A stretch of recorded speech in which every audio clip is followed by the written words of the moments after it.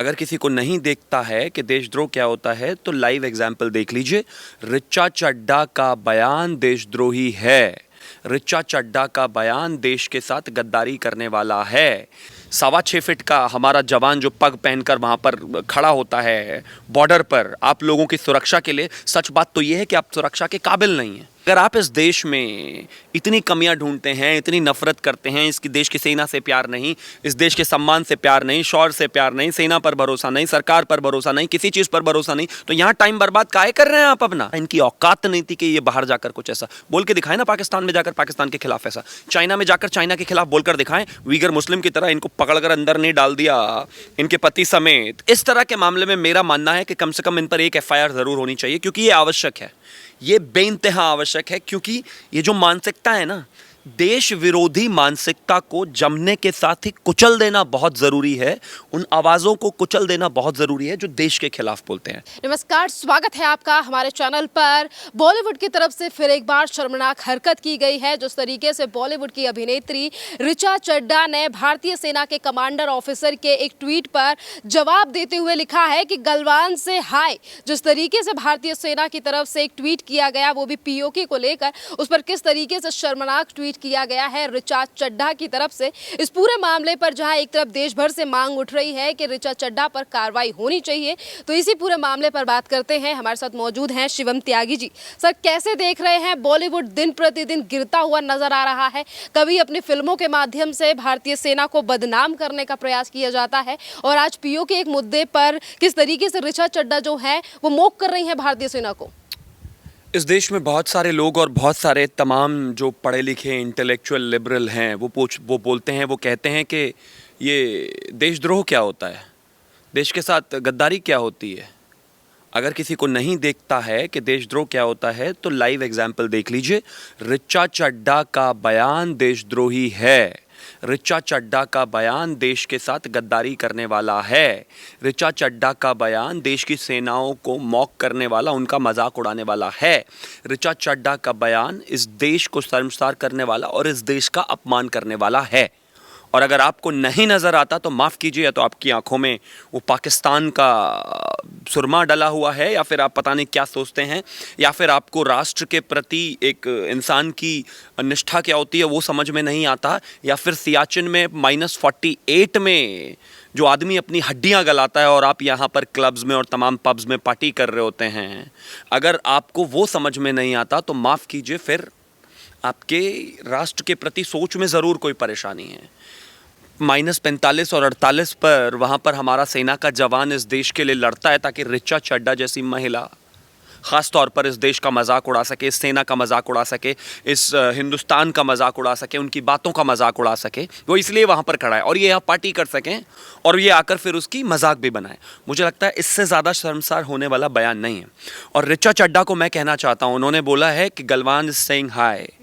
मेरे देश के एक लेफ्टिनेंट जनरल ने शायद ये लिखा था कि पीओके को लेने के लिए हम पूरी तरीके से तैयार हैं, बस गवर्नमेंट के ऑर्डर्स का इंतज़ार है, और जब गवर्नमेंट ऑर्डर देगी तो हम इतनी जल्दी उसको ले लेंगे कि अगर उसके बाद अगर पाकिस्तान वहाँ पर गोलीबारी करने की कोशिश करता है तो वो सीज़ फायर माना जाएगा। ऋचा चड्ढा ने लिखा हाय फ्रॉम गलवान। मैं सिर्फ एक चीज़ कहना चाहता हूँ कि ये लोग इतना कैसे गिर सकते हैं। गलवान में वो रेफरेंस दे रही हैं जहाँ पर हमारे जवान शहीद हुए थे। ऋचा चड्ढा, मैं आपसे कहना चाहता हूँ, गलवान वो जगह है जहाँ पर हमारे निहत्थे सैनिकों ने 100 से ज़्यादा चीन के सैनिकों को मौत के घाट उतार दिया था। अपने हाथों से उनकी छाती फाड़कर उनको मौत के घाट उतार दिया गया था। गलवान वो जगह है जहाँ पर आप जैसे लिबरल, देशद्रोही, देश विरोधी लोग तो नहीं मानते, लेकिन इंटरनेशनल मीडिया ने उसको कवर किया था कि हिंदुस्तान की फौज ने चाइना के 100 से ज़्यादा लोगों को मार दिया। 6.25 फीट का हमारा जवान जो पग पहनकर वहाँ पर खड़ा होता है बॉर्डर पर आप लोगों की सुरक्षा के लिए, सच बात तो ये है कि आप सुरक्षा के काबिल नहीं हैं। इस देश के लिए, देश में रहते हुए ऐसी बात करना मुझे लगता है कि बेइंतहा बेशर्मी का प्रतीक है। वो अलग बात है कि उन्होंने ट्वीट कर दिया, डिलीट कर दिया, लेकिन इस ट्वीट से इन लोगों की जहनियत, इन लोगों की मानसिकता, इन लोगों की नफरत, देश के प्रति विरोध, देश के दुश्मनों के प्रति प्यार, चाइना से मोहब्बत, पाकिस्तान से मोहब्बत और इस देश के खिलाफ इनकी जहन आत्मा में घुसा हुआ जहर नजर आता है। मैं मानता हूं इससे ज़्यादा बेशर्मी और इससे ज़्यादा राष्ट्रद्रोह हो नहीं सकता। हर आदमी ये कहता था कि देशद्रोह राष्ट्रद्रोह कुछ नहीं होता, freedom of expression and speech है हमारा। तो ये फ्रीडम ऑफ एक्सप्रेशन और स्पीच नहीं है, ये देशद्रोह है। सिर्फ ऋचा चड्ढा की बात हो या फिर बॉलीवुड के तमाम और कलाकारों की हो, ये हमेशा इनके दिल में पाकिस्तान के लिए प्रेम क्यों है? जब वो रहते भारत में है, पैसा भी भारत से कमाया जाता है। मुझे लगता है कि इंसान फितरती तौर पर बदला नहीं जा सकता है। अपीजमेंट की पॉलिसी इस देश में इस तरह से रही है, और ख़ास तौर पर हम pro Pakistan, pro China, United Nations की यूएन की परमानेंट सीट को दो बार नेहरू जी द्वारा दे देना, तमाम तरह की चीज़ें करना, हिंदी चीनी भाई भाई करना। मैं नहीं कह रहा हूँ कि पड़ोसियों के साथ रिश्ते अच्छे नहीं होने चाहिए, लेकिन अगर पड़ोसी बार बार समझाने पर भी ना समझे तो आप अपने देश की इंटेग्रिटी, एकता, संप्रभुता को संभालने के लिए आपको उनके आंख से आंख मिलाकर बात करनी पड़ेगी। मुझे इनको ये समझ में नहीं आता कि इतना परम प्रेम कैसे है। मैं कहता हूँ, मेरा एक मानना है, मैं ये नहीं कह रहा हूँ कि मैं ठेकेदार हूँ इस देश का या कोई भी ठेकेदार है, लेकिन अगर आप इस देश में इतनी कमियां ढूंढते हैं, इतनी नफरत करते हैं, इसकी देश की सेना से प्यार नहीं, इस देश के सम्मान से प्यार नहीं, शौर्य से प्यार नहीं, सेना पर भरोसा नहीं, सरकार पर भरोसा नहीं, किसी चीज़ पर भरोसा नहीं, तो यहाँ टाइम बर्बाद काहे कर रहे हैं आप अपना? क्योंकि 140 करोड़ के देश में आपको ब्रेड एंड बटर यहीं से मिलता है, रोटी आपसे यहीं से मिलती है, वरना भूखे मर जाएंगे। जाइए ना कहीं और जाकर अपनी दुकान जमाइए, कहीं और जाकर अपनी चीज़ें चलाइए, कहीं और जाकर अपनी फिल्में बनाइए।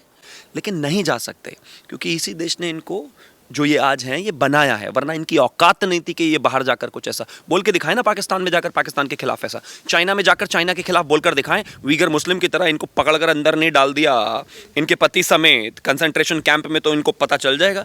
इनकी हैसियत सिर्फ यहीं पर है, और वो इसलिए है क्योंकि इस देश का कानून, इस देश का संविधान इनको इतना सम्मान और इतना फ्रीडम इनको देता है।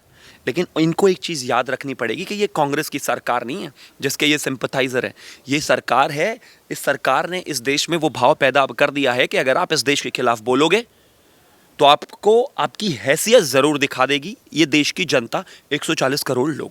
अभी कुछ देर पहले भी आपने जिक्र किया कि ऋचा चड्ढा ने ये ट्वीट करके डिलीट तो कर दिया, पर उसके बावजूद भी देश की जनता की तरफ से सोशल मीडिया पर एक उमाड़ सा लगा हुआ है। लोग कह रहे हैं ऋचा चड्ढा के खिलाफ कार्रवाई होना चाहिए। क्या इस तरीके से डिलीट कर देना ट्वीट के बाद क्या देश की जनता माफ़ करेगी या फिर उनकी फिल्मों को चलाएगी? मैं मानता हूँ जनता तो इलाज कर ही देगी। जनता तो इनको सबको ना पानी पिला रखा ही है, पिछले 2-3 साल से सूखा पड़ा हुआ है, रो रहे हैं, सारे के सारे बर्बादी की कगार पर हैं। ये तो कोई बात ही नहीं है, इनका एंटी हिंदुस्तानी एजेंडा तो बंद होता ही नहीं है, उसको तो औकात जनता पूरी दिखा रही है। लेकिन इस तरह के मामले में मेरा मानना है कि कम से कम इन पर एक एफआईआर ज़रूर होनी चाहिए, क्योंकि ये आवश्यक है, ये बेइंतहा आवश्यक है। क्योंकि ये जो मानसिकता है ना, देश विरोधी मानसिकता को जमने के साथ ही कुचल देना बहुत ज़रूरी है। उन आवाज़ों को कुचल देना बहुत ज़रूरी है जो देश के खिलाफ बोलते हैं। और मैं जब ये कुचल देने की बात कर रहा हूँ तो उनकी आवाज़ को कह रहा हूँ, उनको नहीं कह रहा हूँ। लेकिन ऐसे लोगों को उनकी औकात में रखना, उनकी हैसियत में रखना, देश विरोध को समय से ख़त्म कर देना ही राष्ट्रनीति है। वरना इस तरह के लोग इकट्ठा होकर झुंड बनाकर जब हमला करते हैं तो देश की एकता और अखंडता को चोट पहुँचती है। यहाँ ना कोई धर्म का मामला है, ना किसी चीज़ का मामला है, यहाँ मसला है सिर्फ और सिर्फ देश का। और जब देश का मामला आ जाता है तो इस दुनिया में मेरे लिए भी या किसी भी देशवासी के लिए देश से बड़ा कुछ नहीं होता है। मैं कहता हूँ ऐसे 1000 1 लाख ऋचा चड्ढा और ये लोग आ जाए, कोई फर्क नहीं पड़ता, देश के सामने कोई मायने नहीं रखते हैं। मुझे लगता है इनका इलाज जरूर होना चाहिए। बॉलीवुड का बॉयकॉट होता है या फिर बॉलीवुड की फिल्मों को लेकर जब जनता विरोध करती है तो कहा जाता है कि हम देश से प्यार करते हैं, पर बॉयकॉट के बावजूद भी बॉलीवुड से तमाम इस तरीके की फिल्में बन रही हैं, बयान भी कम होते हुए नजर नहीं आ रहे। देखिए, एक सीरियल ऑफेंडर है, एक आदमी लगातार पिछले 20-30 साल से एंटी इंडिया, एंटी हिंदुस्तान काम करता आ रहा है, देश हिंदू विरोधी, हिंदुस्तान विरोधी फिल्में बनाते आ रहा है। जब सरकारें बदली तो माहौल बदला, तो चीज़ें बदली, तो क्या हुआ कि जनता ने उनको जो है थप्पड़ शुरू किया, सुधारना शुरू किया। छोटी छोटी बातों पर जब वो अपमान करते थे तो उसको बदलना शुरू किया, उसको बाइकआउट करना शुरू किया, ट्विटर ट्रेंड करना शुरू किया, तमाम तरह की चीज़ें शुरू की। जब ये चीज़ें शुरू हुई तो उनको समझ में आने लगा धीरे धीरे सुधार एक प्रोसेस है।